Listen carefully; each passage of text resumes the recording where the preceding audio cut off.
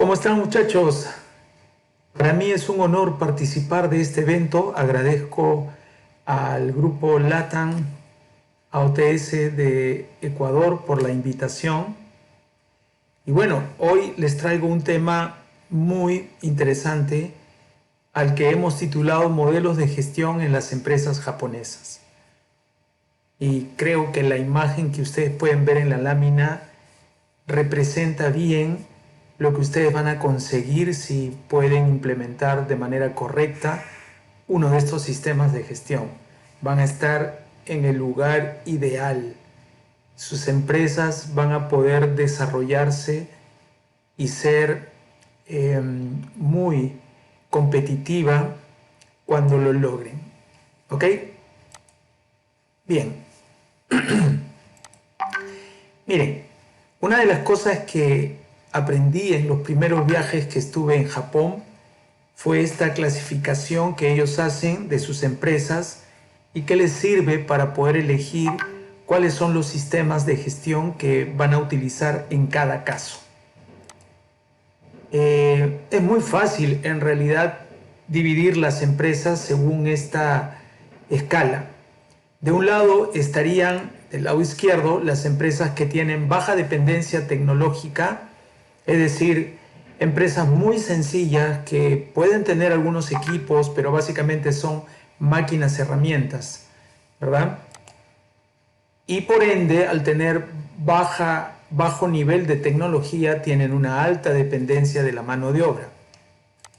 Del otro lado estarían las empresas que tienen alta dependencia tecnológica y por ende una baja dependencia de la mano de obra, ¿no? Ambos temas, tecnología y mano de obra, son inversamente proporcionales.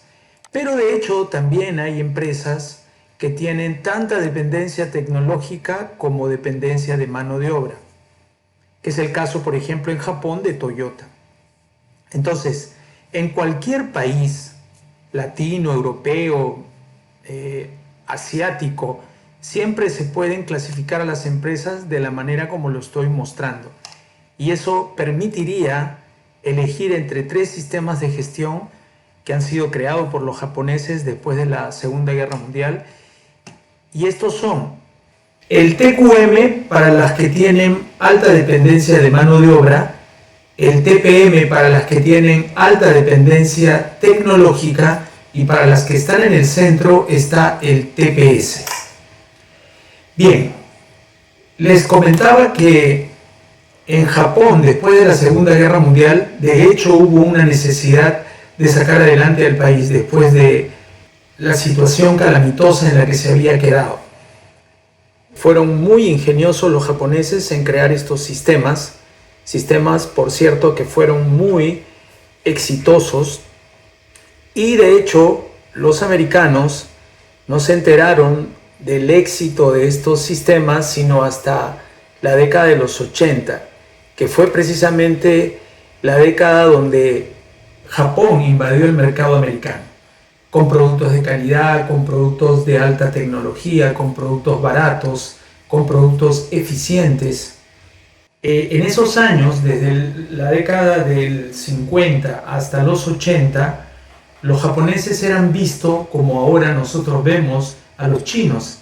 Es decir, se consideraba que sus productos eran baratos, eran juguetes, eran copias, que tenían mala calidad.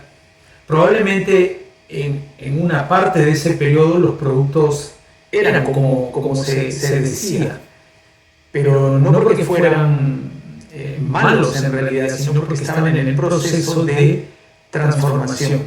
Lo cierto es que en la década de los 80 los productos japoneses ya eran de clase mundial y esto evidentemente preocupó mucho a los americanos porque comenzó a desestabilizar la industria americana y hubieron muchas empresas que cerraron por la presencia de productos japoneses. De hecho, se dice que en esos años los americanos estaban tan preocupados con la invasión japonesa que convocaron a sus mejores pensadores para crear algún tipo de respuesta para hacerle frente a este problema. Así fue como Michel Hammer y James Champy crearon esta metodología llamada reingeniería que les hizo frente al embate japonés. Ya en otro momento hablaremos de en qué consiste la reingeniería. Bien, estos sistemas no son sistemas cerrados. Entiéndase como un conjunto de herramientas especialmente creado para el tipo de empresa a la cual está dirigido. Lo que significa de que si yo necesito algunas herramientas del TPM estando sobre el liderazgo del TQM, pues las puedo usar, todas las que me sirvan. Si yo necesito usar algunas herramientas del TPS, también lo puedo hacer. Lo propio ocurre cuando estamos en empresas que tienen tanta dependencia tecnológica como mano de obra. Pueden usar también algunas herramientas del TQM y el TPM, etcétera, ¿no? Lo mismo ocurre con el TPM. Entonces, cada empresa hace un combo ajustado a su necesidad y de esa manera puede resolver todos sus problemas. La otra cosa que es muy interesante es que los tres sistemas siempre empiezan con los mismos pasos. Primero, aplicando las 5 S, que es una herramienta de cambio cultural para todo el personal, y luego se aplica también el Kaizen. No hay posibilidad de instalar estos sistemas si no es a través de la implementación inicial de las 5 S y el Kaizen. Una vez que ya toda la cultura de la empresa está consolidada a través de estos dos sistemas, las 5 S y el Kaizen, recién las organizaciones están listas para seguir levantando poco a poco lo que se convertirá en su sistema de gestión. Bueno, continuando con la historia, después que los americanos reaccionaron ante esta arremetida japonesa, fueron a Japón para ver en qué había consistido este milagro japonés y evidentemente se encontraron con estos tres sistemas. Los dos extremos, el TQM y el TPM, fueron copiados tal cual, inclusive con el nombre. El tercero también fue copiado, pero evidentemente no lo podían copiar con ese nombre. ¿Se imaginan lo que hubiera significado decir que una empresa americana produjera bajo el sistema TPS? Ya ustedes saben que TPS significa Toyota Production System o el sistema de producción de Toyota. No había forma, ¿verdad?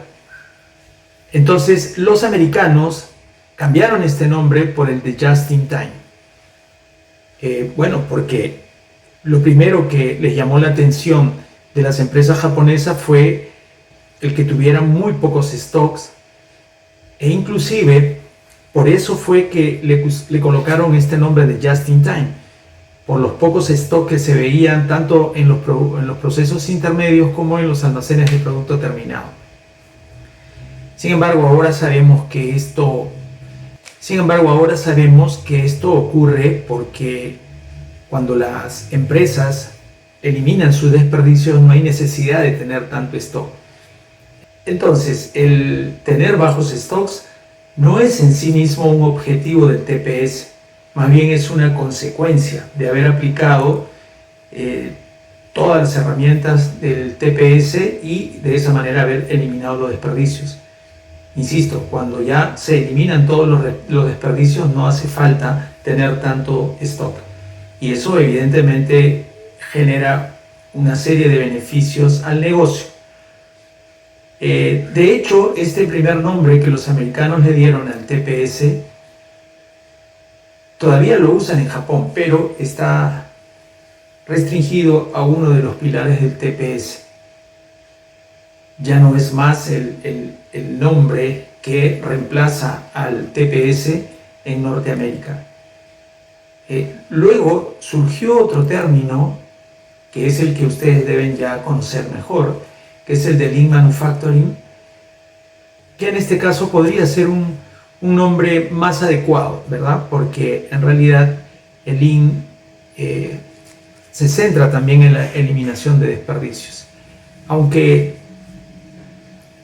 hay que hacer la aclaración, el Lean copia muchas herramientas del TPS, pero en la mayoría de los casos tiene problemas para conseguir el mismo resultado que se obtiene en las empresas japonesas aplicando el TPS. O sea, hay un espíritu, hay una cultura que no se ha podido todavía copiar del todo bien. Y ese también es uno de los objetivos que tenemos en AOTS para que las implementaciones se hagan de manera correcta y no se deje fuera ese espíritu y esa cultura que complementan bien a las herramientas.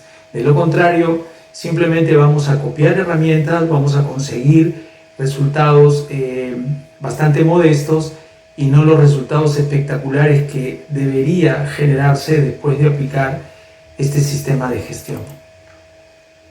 Bien, entonces, habíamos dicho que una de las herramientas básicas para aplicar cualquiera de estos 3 sistemas de gestión japoneses son las 5S y el Kaizen. Vamos a hablar rápidamente de las 5S, pero evidentemente no voy a dar definiciones, ni mucho menos o metodologías de cómo implementarla, porque primero que el tiempo no lo permite y segundo que estoy seguro que ustedes ya las conocen bastante bien. Simplemente voy a hacer algunos ejemplos muy sencillos para que se capte rápidamente el espíritu de cada S. Empecemos con la simbología que va a representar en este caso a las 5 S. Y aquí en la oficina hemos diseñado este logo adrede, ¿no? Empezando no por la palabra Seiri, que es selección, con la que normalmente se conoce a las 5 S como la primera S, sino que estamos empezando con Shitsuke, que es disciplina. Y esto es algo que también aprendimos en Japón, que sin la disciplina en realidad no se pueden aplicar ninguna de las S. Entonces, deberíamos entender que la primera S en ser aplicada tendría que ser Shitsuke. Una vez que ya manejamos la disciplina, podemos comenzar aplicando selección, orden, limpieza y estandarización, ¿no? La estandarización es la base de la mejora continua. Bueno, estas son las 5 S. Como ya les había adelantado, vamos a ver qué beneficios se consigue primero con las 5 S, y de hecho se consiguen muchos beneficios. Algunos de ellos están orientados al tema de la seguridad, y aquí hay algo curioso que quiero comentarles. De manera internacional se hizo un estudio estadístico encontrándose que las empresas ganadoras del premio TPM, cualquiera que fuera el lugar donde esta empresa operaba, pero si habían ganado ese premio TPM, eran empresas que tenían un alto puntaje en el manejo de la seguridad. Era bastante notorio con respecto a otras empresas que no habían ganado este premio y aún siendo empresas de clase mundial, no llegaban a tener los indicadores que tenían las empresas ganadoras del premio TPM. Cuando se acercaron a Japón, al Instituto Japonés de Mantenimiento de Planta, para ver qué podría estar detrás de ese éxito en el TPM para impactar de esa manera la seguridad, se dieron cuenta, porque de hecho los japoneses le dieron esa información, de que esto se conseguía por la práctica de las 5 S. Entonces, el secreto para mejorar la seguridad en sus empresas es hacer un buen programa de 5 S. El otro aspecto que impacta mucho el tema de las 5 S es en la eficiencia. En general, la eficiencia de los procesos, en la calidad y finalmente en la eliminación de errores. Como les comenté hace un momento, no vamos a hablar de las 5 S, simplemente vamos a decir rápidamente cuál es el objetivo de cada una. En el caso de la disciplina, El objetivo de esta S es convertir la práctica de estas 5 S en un hábito. Y las herramientas que se usan en esta S son estas. Crear una organización que propicie la implementación de las 5 S, es decir, tener un comité. En realidad parece contradictorio el tema de la simplicidad de las 5 S con el hecho de crear toda una organización tipo un comité que ayude a la implementación, pero de hecho es necesario. No olviden de que no vamos a capacitar a la gente en 5 S. En la mayoría de los casos ya las conocen. Lo que vamos a hacer es generar un sistema que propicie el cambio cultural de nuestros colaboradores. La otra herramienta para la implementación correcta de esta S son las auditorías. También hay que establecer un canal de comunicación tipo periódico mural, redes sociales, revistas, lo que se quiera o todo o todas a la vez, que de alguna manera mantenga viva la llama motivacional de la implementación de las 5 S. Fijar metas, tanto para equipos como para áreas. Y finalmente, la escuelita de formación. Hay mucho conocimiento dentro de la organización que se puede compartir. Eso también fomenta la disciplina dentro de la empresa. Hay un tema que me gustaría comentarles, que es el proceso, cómo se forma un hábito en las personas, que tiene que ver mucho con el mismo proceso que se sigue cuando nosotros aprendemos algo. A eso le llaman la escalera del aprendizaje y lo vamos a ver ahora. Todos empezamos en algún momento en un nivel donde se dice que somos incompetentes, inconscientes.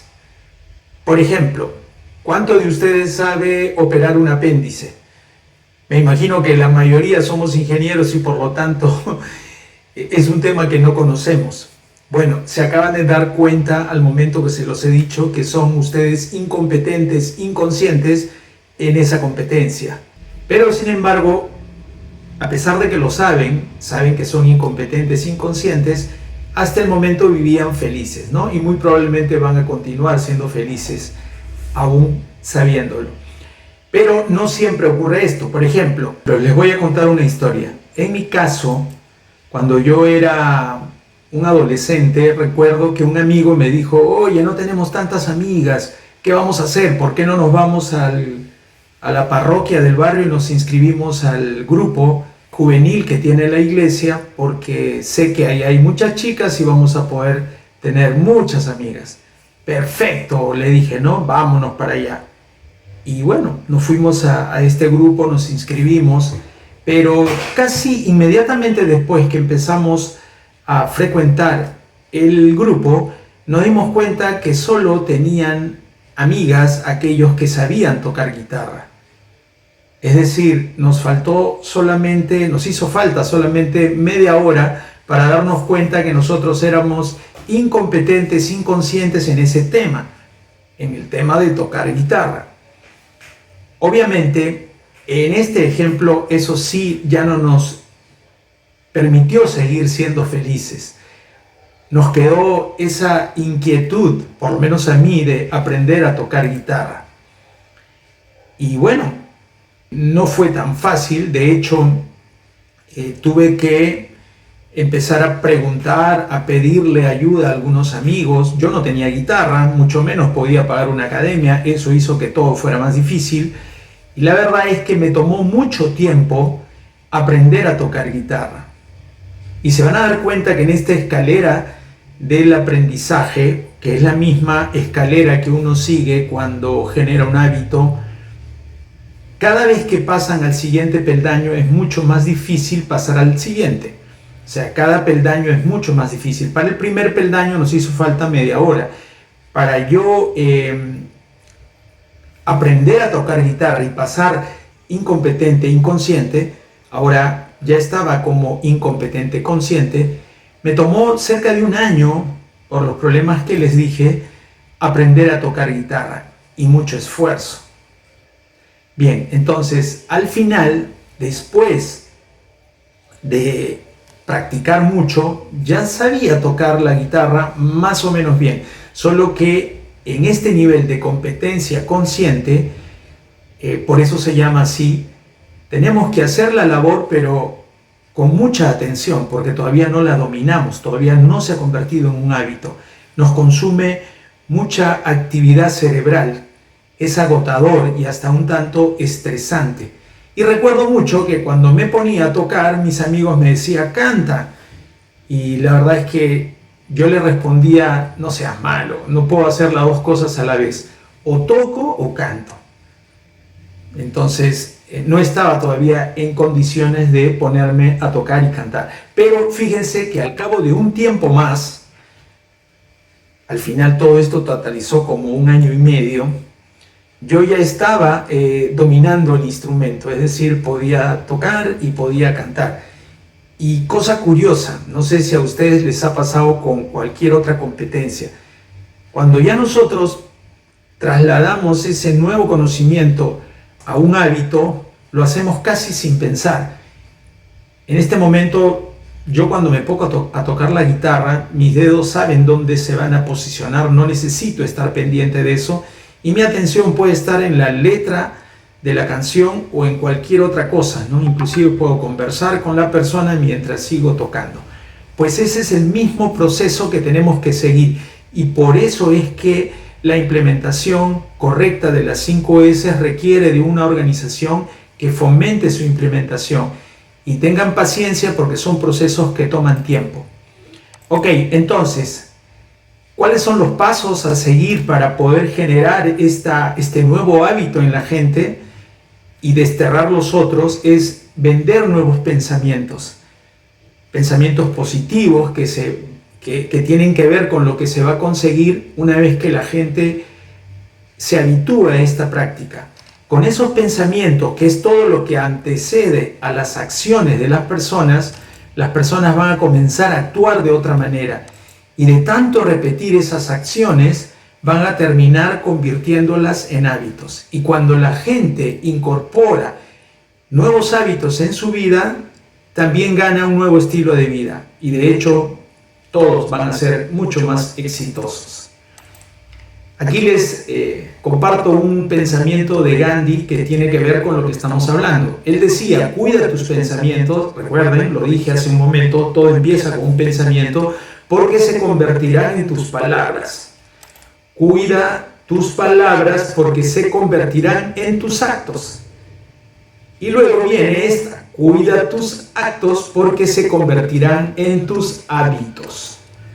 Y cuida tus hábitos porque se convertirán en tu destino. Si tú tienes buenos hábitos, imagínate cuál será tu destino. La primera S, que en el esquema que yo les estoy planteando sería la segunda. Selección. Separar y eliminar lo innecesario. Esto es algo que suena muy sencillo, pero que la verdad no es tan fácil de aplicar. Ahora les voy a explicar por qué. Y esta S se complementa a la anterior porque en realidad permite la utilización adecuada de los espacios de trabajo, haciendo de que todo sea mucho más funcional y de esa manera se eliminen desperdicios. Bien, como les había adelantado, yo no voy a entrar en tanto detalle con esto de las 5 S, pero sí voy a dar algunos ejemplos que considero que son importantes.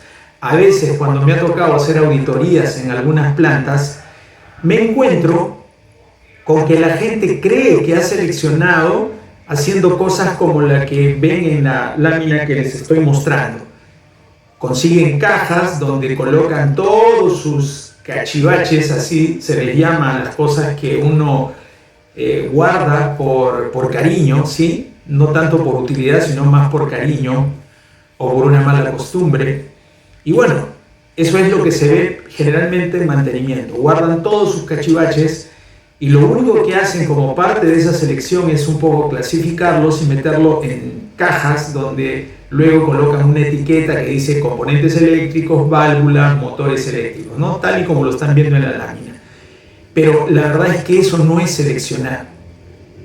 Tengan cuidado de, al momento de implementar la selección, no asegurarse de que las personas tengan un criterio uniforme. porque de hecho, si las personas han guardado todo eso, es porque ellos piensan que lo que están guardando es necesario. Entonces, ¿qué les hace pensar que ahora que les han dicho deshazte de lo innecesario, se van a deshacer de lo que ustedes imaginan? No, van a seguir conservándolos, ¿no? Porque ellos tienen, insisto, la idea de que eso sirve. Entonces, cuando me encontré con una suerte de selección trucha, como dicen los argentinos, le pregunté a uno de ellos, oye, y tomé un dispositivo que estaba ahí en la caja, por ejemplo, este relé, ¿no? ¿Saben lo que es un relé? Un relevador, en fin, un dispositivo eléctrico para automatizar algo. Y bueno, les dije, este relé está bueno, y la verdad es que lo miraron como si recién se dieran cuenta de su existencia, ¿no? Y como se veía en buen estado, aparentemente me dijeron, sí, sí sirve, ¿no? Ok, asumamos que sirve. ¿Cuánto creen que cueste este relé? Y me dijeron aproximadamente $10. Bueno, $10, correcto. ¿Tú sabías que este relé estaba ahí? No. ¿Sabes por qué este relé fue sacado de una máquina y puesto acá? Tampoco. ¿Puedes poner las manos al fuego de que este relé está en buen estado? No. Ok. Entonces, ahora dime, cuando la máquina principal de tu planta se detiene, ¿tienes idea de lo que cuesta cada minuto o cada hora de paralización de esta planta? No lo sé exactamente, pero es una cantidad bastante apreciable, ¿verdad? Sí. Por ejemplo, media hora de paralización de esta planta, ¿tú crees que cueste $10? No, evidentemente que no, debe costar varios miles de dólares, correcto. Si la máquina se llegase a malograr por un relé parecido a este, ¿tú recordarías que lo tienes aquí? No. Solamente vendrías a buscarlo si no hay un repuesto en el almacén, ¿verdad? Sí. ¿Cuánto tiempo crees que te tome conseguirlo si no sabías que lo tenías? De repente media hora, ¿no? Y con suerte lo encontrarías. Probablemente no lo encuentres. Entonces, fíjate lo que te tomó encontrar ese relé, media hora, contra esos $10 que supuestamente tú te estás ahorrando, ¿no? Contra los miles de dólares que ya te costó la paralización de la planta. ¿Valió la pena guardarlo? Y esto que no sabemos si al colocarlo vamos a generar un problema posterior y todavía mucho más difícil de resolver. ¿De acuerdo? Entonces, no vale la pena. La única forma de que ustedes recuperen algo, porque es posible recuperar algunas cosas que se han usado, es descartar que no estén fallando, y para eso hay que colocarle etiquetas y almacenarlas de otra manera para que sean de fácil acceso para todos, ¿verdad? Pero no definitivamente de esta forma. Entonces, esto es algo que tienen que trabajar mucho, y si no, su implementación no va a ser del todo buena. Recuerden, antes de seleccionar o hacer campañas de selección, deben unificar los criterios del personal que trabaja con ustedes.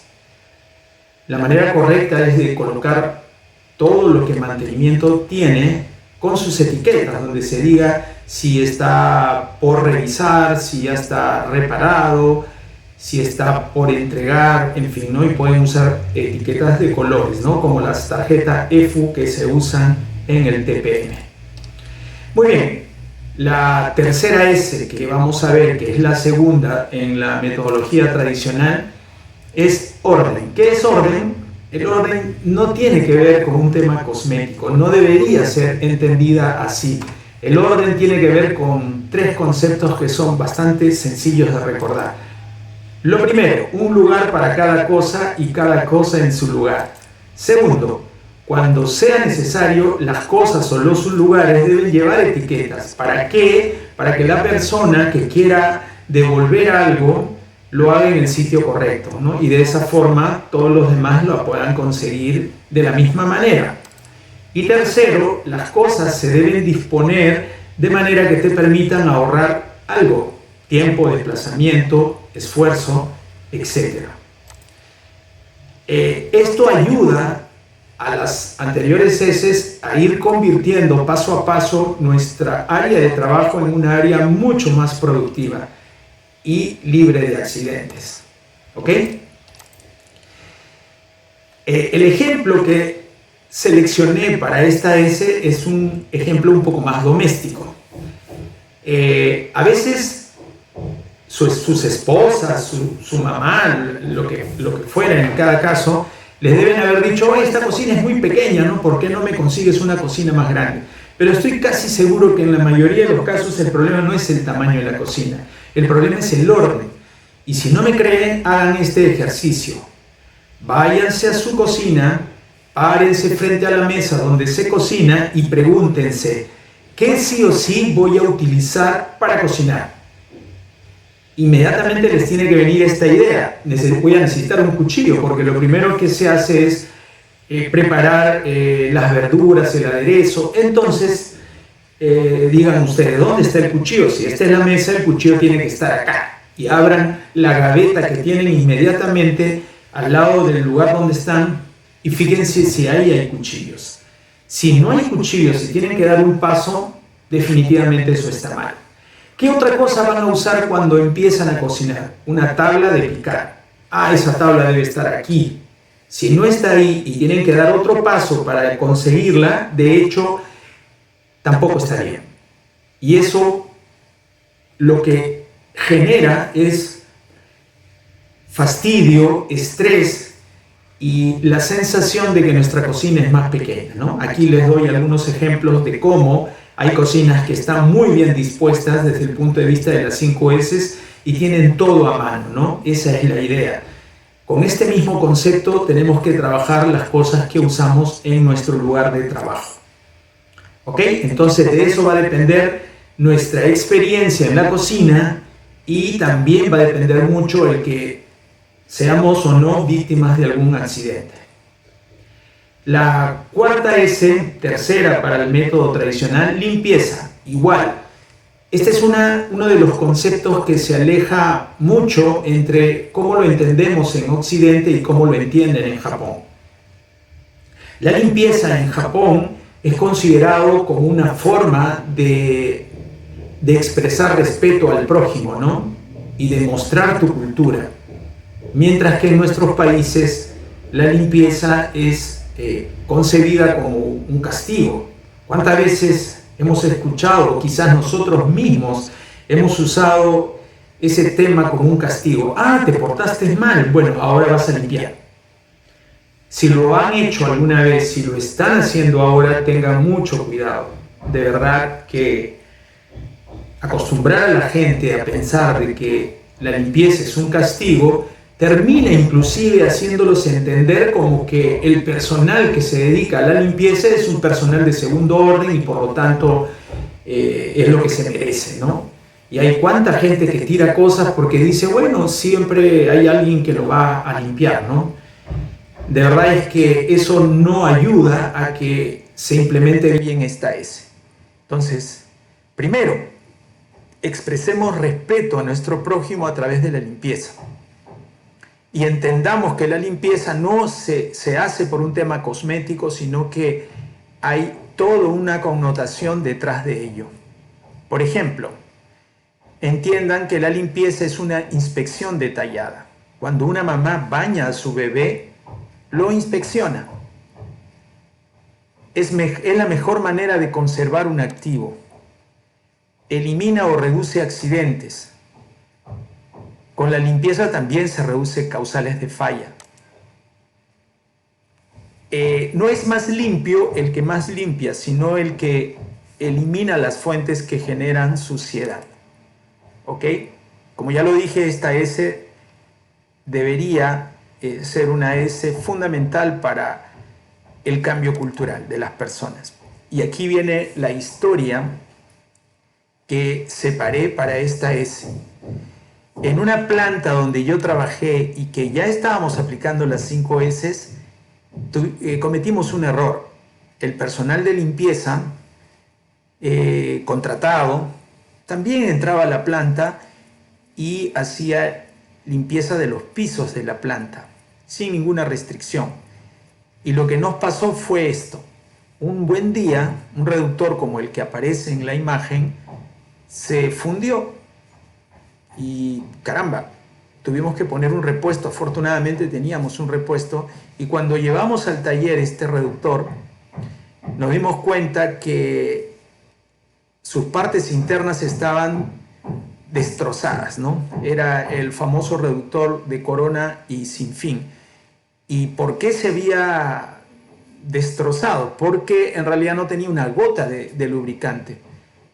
Nos llamó la atención de cómo podía haber estado ese reductor, que no tenía mucha antigüedad, sin aceite. Y la verdad es que inicialmente tuvo aceite, pero ¿qué es lo que pasó después de la investigación que hicimos? Tenía una pequeña fuga el reductor y gota a gota fue perdiendo el lubricante. Pero ¿qué pasa? Como el personal de limpieza no tenía ni idea de qué significaba eso, ellos cada vez que veían una pequeña mancha en el piso simplemente la limpiaban, porque estaban mucho tiempo ahí. Y ni los operadores ni la gente de mantenimiento se dio cuenta que en realidad ese reductor estaba perdiendo aceite. Y eso se mantuvo por un tiempo hasta que ocurrió lo que les comenté. Si los operadores hubieran hecho ellos mismos la limpieza, recuerden, la limpieza es una inspección, no hubiera pasado esto. A partir de ese momento se decidió de que la limpieza fuera realizada por el propio personal que operaba la máquina. Y el personal de limpieza no tenía nada que hacer en esos lugares, solamente ellos limpiaban las zonas de tránsito o las zonas de uso común. Muy bien. Y la última S, que es todavía creo en algunos casos la más difícil de entender, es la estandarización. Cuando yo pregunto a la gente qué cosa entiende por estandarizar, la mayoría no me sabe responder a esa pregunta. Me dice, no, es uniformizar, es tener normas. Y la verdad es lo que están haciendo es darme formas de estandarizar, más no entender el concepto de estandarizar. El concepto de estandarizar que conviene que ustedes manejen es este. El objetivo de la estandarización es evitar que la gente cometa errores. Evito que la gente cometa errores teniendo normas, sí. Evito que la gente cometa errores uniformizando, algunas veces también. Entonces, hay diferentes formas de generar estándares, pero todas en general tienen el mismo propósito, evitar de que las personas cometan errores y de esa manera mantener el nivel alcanzado. Otra forma de entenderlo es que el estándar es la mejor práctica y como tal la debemos conocer y la debemos practicar y de esa manera vamos a evitar cometer errores. ¿De acuerdo? Y esto es la base de la mejora continua. Muy bien. El ejemplo que yo les quiero mostrar en esta S es básicamente un registro fotográfico de fotos que tomé en Japón que tienen que ver justamente con estos estándares que en este caso son llamados controles visuales y que evitan de que las personas cometamos errores. Cuando estuve en el aeropuerto de Narita, esta es una foto que yo tomé del aeropuerto de Narita, créanme que está todo tan bien rotulado y manejado con varios idiomas que es imposible que nosotros nos perdamos, ¿no? Fíjense ahí, yo quería ir a la Terminal 3 y ahí me decía que la Terminal 3 estaba siguiendo ese camino, que estaba bien identificado, y estaba a 630 metros, ¿verdad? Entonces no había más que seguirlo. El camino de ida era de color celeste y el de regreso era de color rojo. Y la gente tiende a respetar eso. Frente a mí y en el camino de regreso venía una pareja extranjera, porque se notaba que no eran japoneses. Y el papá, que venía distraído, se salió de la ruta. Y su hijo menor, que no tendría más de 6 años, inmediatamente jaló al papá y le dijo que se canalizara a través del camino. El papá miró, sonrió y lo hizo, ¿no? Porque de verdad, cuando el camino está bien señalizado, está con bastante contraste, está bien pintado, la gente tiende a respetarlo, ¿verdad? De eso se trata. Aquí hay otros ejemplos, otras fotos, la forma como se van disponiendo de herramientas en la planta, la forma como se disponen de los repuestos o materiales en un almacén. Estas son fotos que yo mismo tomé, es una planta japonesa muy pequeña, pero sin embargo todo bien puesto. Ustedes no entienden lo que dice esto, pero acá dice que las cajas con los materiales se pueden almacenar ahí, pero a una altura máxima de 7 cajas, en fin. Más fotos. Nótese que todo está rotulado y, como digo, el área puede ser muy pequeña, pero finalmente el tener estos estándares permite que se utilice mejor. Ahora les voy a poner un video que hice en Japón que va a servir como un ejemplo de estandarización. Ahí les va.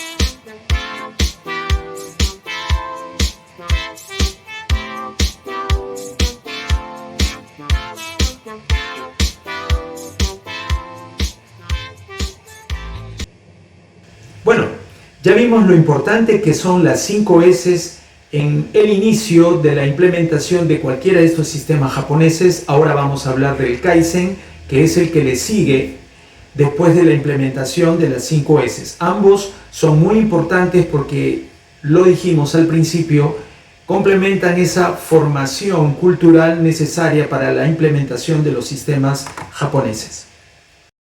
Bien, entonces veamos cuáles son estos principales conceptos del Kaizen. Primero tenemos el Kaizen y la gerencia.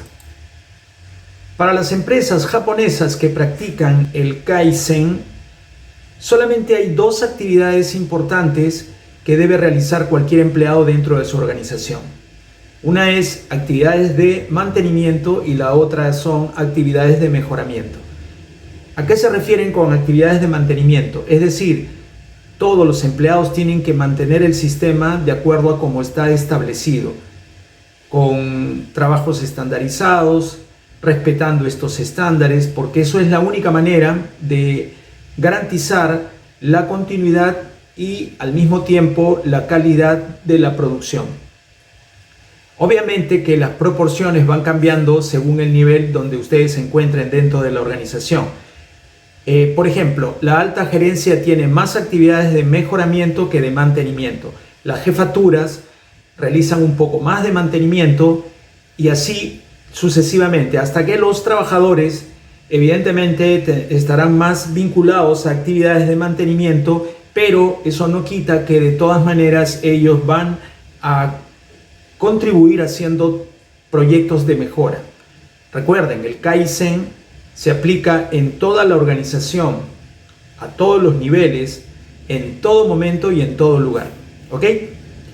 Ahora, dentro de las actividades de mejoramiento hay una distinción que podemos ahorita mencionar.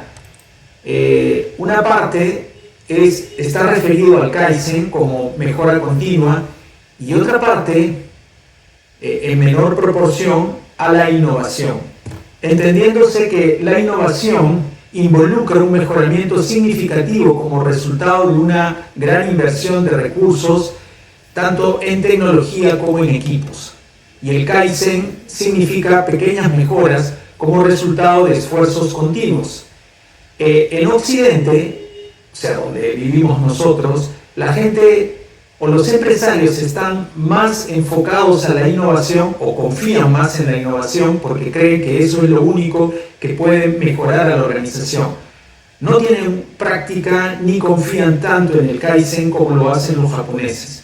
Pero está demostrado que sin necesidad de hacer grandes cambios y grandes inversiones, es mejor hacer pequeños cambios de manera continua y donde todos participen para conseguir resultados mucho más rápidos y mucho más significativos que lo que podríamos conseguir con la innovación. Evidentemente, si la situación lo amerita, la innovación puede ser que sea la herramienta más eficaz. El siguiente punto es procesos versus resultados. ¿Qué significa eso? Nuevamente, haciendo la comparación con Occidente.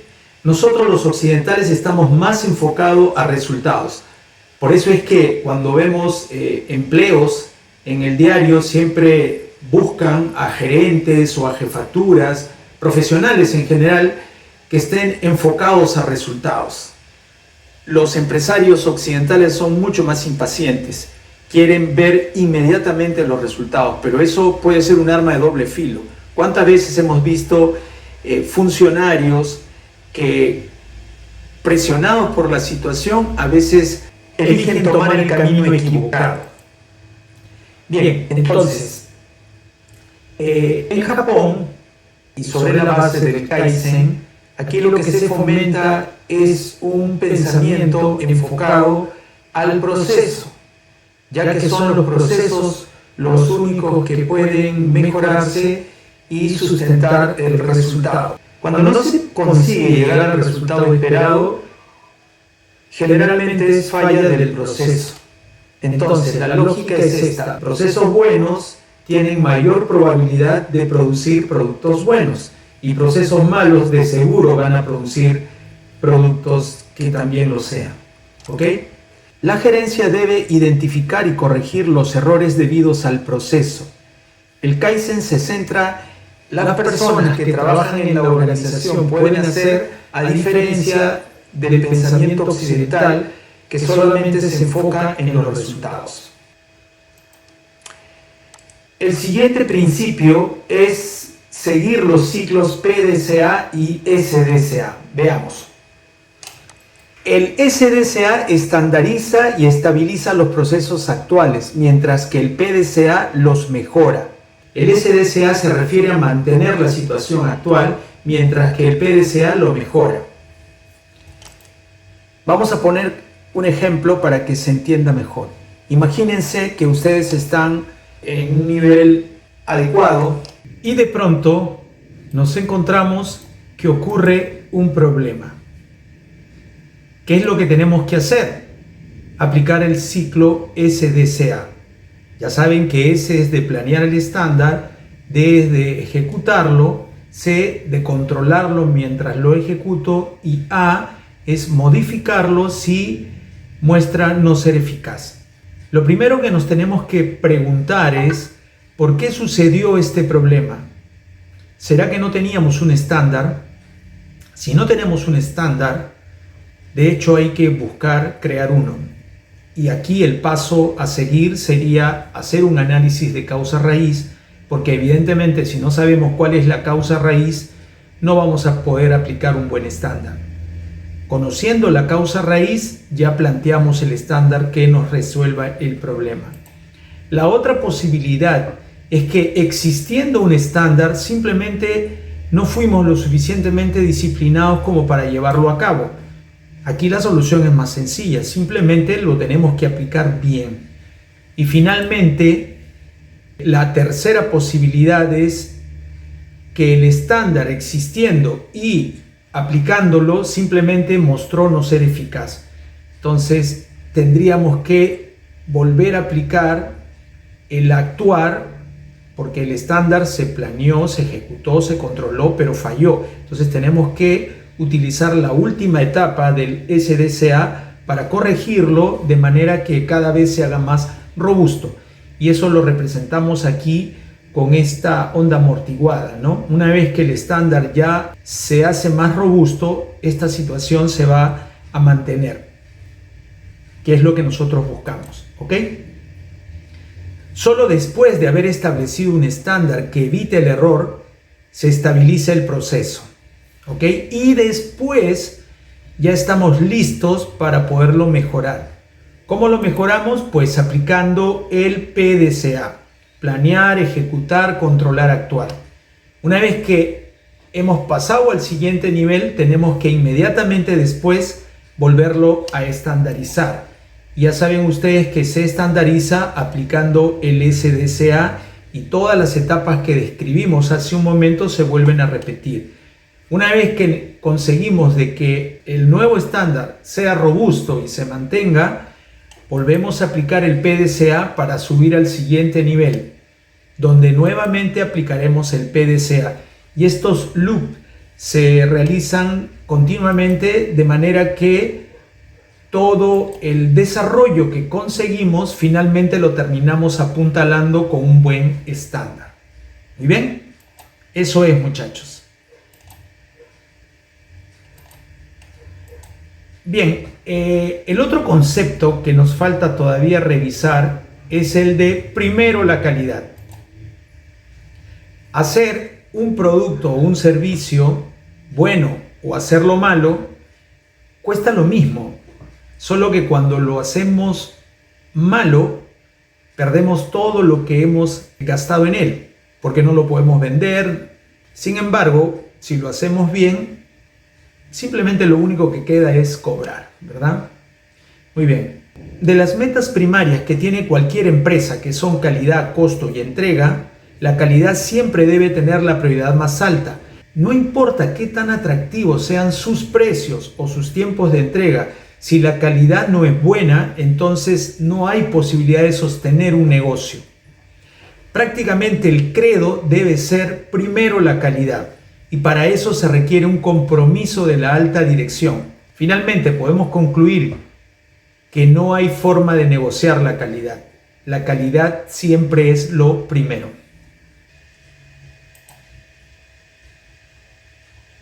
Y por último, hablar con datos. Hay una teoría que Edward Deming nos dejó que se llama la teoría del conocimiento, donde nos dice de que los datos bien trabajados y bien procesados se pueden convertir en sabiduría, que es después todo lo que todos buscamos. Ese proceso de transformación de datos a sabiduría sigue ciertos pasos. ¿Cuál es el primer paso? Con los datos nosotros tenemos que convertir estos datos en información. ¿Cómo lo hacemos? Utilizando indicadores de gestión que sean correctos. Los datos no transmiten mucha información. Es muy poca información la que transmiten los datos. Tenemos que convertirlos en información y para eso tenemos que manejar buenos indicadores, que es una suerte de relación que hacemos con los datos para conseguir una mayor calidad de información de este proceso. Cuando esta información es revisada, analizada permanentemente por los actores que trabajan en la organización, la podemos convertir en conocimiento. Y ese conocimiento acumulado lo que genera es sabiduría. Entonces, no se olviden, lo mejor que ustedes podrían hacer para sacar adelante su organización es hablar con datos. Pero, ya les dije, esos datos tienen que seguir el proceso hasta poderlos convertir en sabiduría. Y bien, veamos ahora cuál es el último de los principales conceptos del Kaizen. El proceso siguiente es el cliente. Pues bien, todos sabemos que el cliente tiene la razón. Ese es un tema que ya lo tenemos grabado dentro de nuestro chip. Sin embargo, es algo que se practica mal, porque en la mayoría de los casos se entiende que ese cliente es el cliente externo. Y nos olvidamos que dentro de nuestra propia organización también hay clientes. De hecho, todos los procesos internos tienen una triple función. Es decir, en algún momento somos proveedores de alguien, en otro momento somos clientes de alguien y en un tercer momento somos agentes de transformación.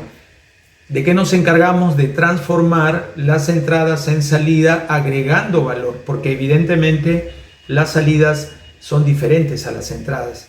Las salidas tienen valor agregado, ¿ok? Entonces, si lo entendemos bien, tenemos que darnos cuenta que en el interior de nuestra organización hay muchos clientes y todos esos clientes valen igual como el cliente externo. Recuerden, el cliente siempre tiene la razón. No es posible que en una organización donde no se respete al cliente interno termine generando un producto de calidad hacia el cliente externo. No es posible. La única posibilidad de tener un buen producto y una buena calidad hacia el exterior es que se respete esa cadena cliente-proveedor dentro de la organización. Yo siempre cuento esta historia porque la viví. Y es que en nuestras organizaciones, con los años, cada departamento se ha convertido en una suerte de feudo. Cada quien cree que al estar mejor en sus indicadores, per se eso va a ser bueno para la empresa, y se equivocan. La historia que yo les quería contar tiene que ver cuando yo era jefe de mantenimiento. Recuerdo que se malogró un rodamiento de una máquina que no teníamos de stock. Entonces inmediatamente me fui al departamento de compras y antes de continuar con la historia, quiero reflexionar acerca de qué cosa era para mí el departamento de compras. De hecho, se entiende que eran mis proveedores, ¿ok? Y si ellos eran mis proveedores, para ellos yo era su cliente. Y recuerden, el cliente siempre tiene la razón. Entonces llegué al departamento de compras y le dije al comprador, mira, necesito urgente este rodamiento. Y el comprador me mira, se ríe, cosa que me extrañó muchísimo. Y yo le dije, ¿de qué te ríes? Y me señala un letrero que acababan de colocar en el departamento de compras, que decía, a partir de la fecha los rodamientos solo se compran los días lunes. Y recuerdo que cuando fui a pedir el rodamiento era más o menos un día miércoles. Eso significaba que tenía que esperar varios días para poder ser atendido. Entonces el comprador me dijo, yo no puedo hacer nada, tienes que ir a hablar con el jefe. Inmediatamente me dirigí donde el jefe, y cuando el jefe me vio entrar con el rodamiento en la mano, me dijo, ya sé por qué vienes, me dijo. Pero ¿sabes qué? Olvídalo, ¿no? Ustedes tienen que planificarse mejor y te voy a explicar cuál es el problema. Ese rodamiento que tú tienes en la mano cuesta $10 aproximadamente. Y traerlo de emergencia va a implicar traerlo en un taxi, que le va a sumar por lo menos $20 más. Entonces lo que podía haber costado $10 va a terminar costando 30. Por eso es que nosotros, para evitar ese tipo de compras de urgencia, vamos a acumular los pedidos durante la semana para finalmente atenderlos el día lunes. Y el proveedor, o sea, nuestro proveedor ha ofrecido entregarlos sin costo adicional. ¿Qué te parece? Te recomiendo que te programes mejor y esperes hasta el día lunes que te vamos a atender con ese rodamiento. Evidentemente, él creía que si ahorraba ese dinero para su área, eso iba a ser bueno para la empresa. Ni qué decir todo el problema que esto iba a originar y que el dinero que la empresa iba a perder era mucho, pero mucho más que $30. Absurdo, ¿verdad?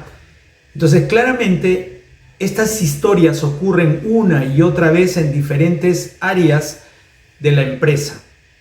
Y siempre es lo mismo. No se respeta la relación cliente-proveedor.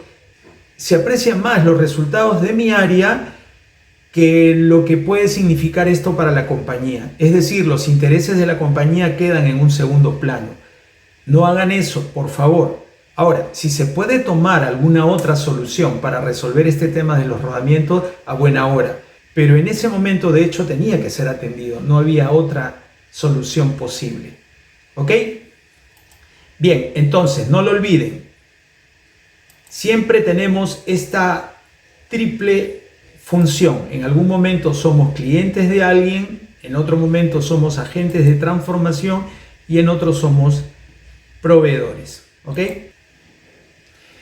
Bien, les agradezco mucho su paciencia. Espero que todo lo comentado haya sido de su interés y quedo atento a cualquier consulta que puedan hacer. Y nuevamente agradezco a Alexander por la invitación y a todo su grupo que está haciendo una magnífica labor. Gracias.